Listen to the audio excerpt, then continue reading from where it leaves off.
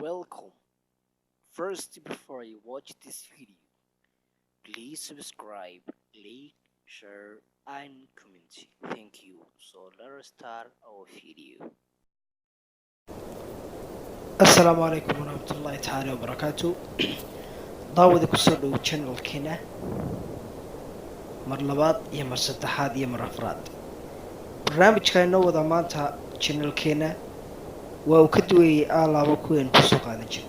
barnaamijkeenu sidee wada ogsoonahay waxa uu furan yahay arrimaha bulshada hadba wixii soo kordha laga hadlo barnaamijkeena maanta waxaan ku falanqayn doonaa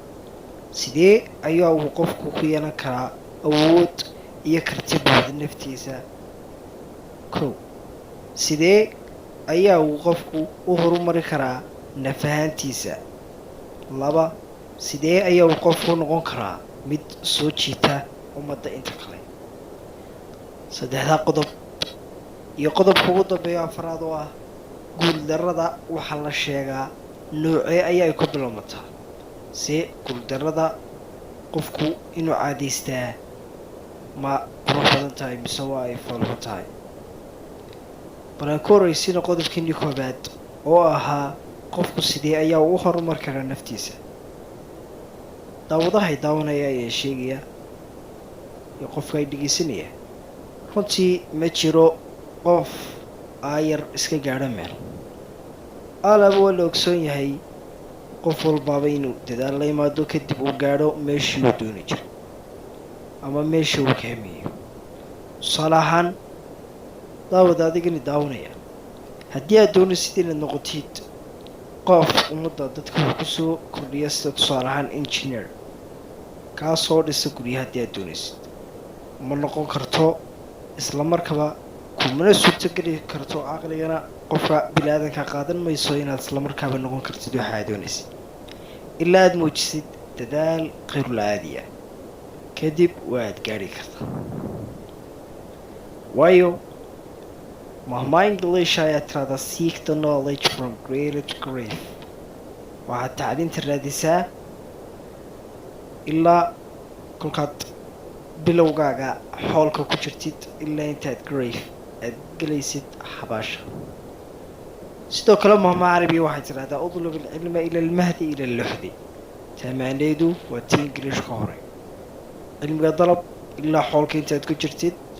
iyo ilaa inta luxudka aad gelaysid qabriga waan wada ogsoonnahay qof walbaaba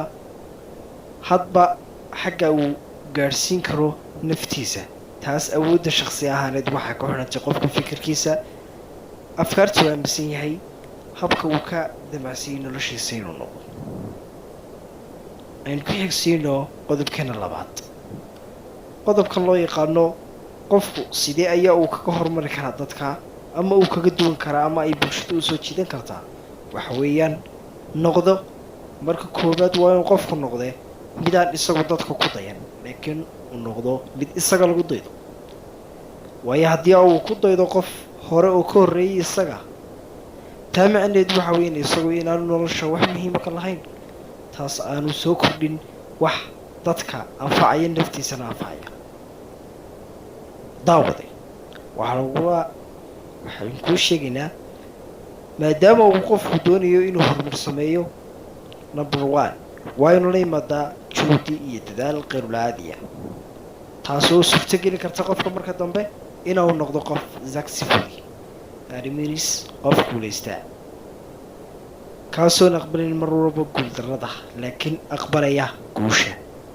haddii ay taasi kaa go-an tahay waad noqon kartaa qodobka ugu dambeeya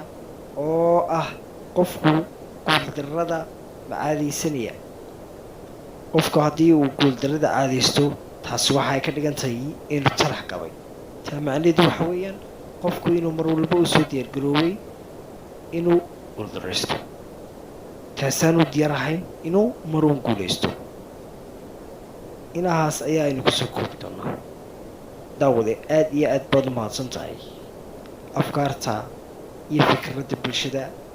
aynu ku falanqeynanay maanta barnaamijkeenan youtube-kii naga baxaya maanta aada iyo aad baad u mahadsantay daawade intaad daawatay channelkeena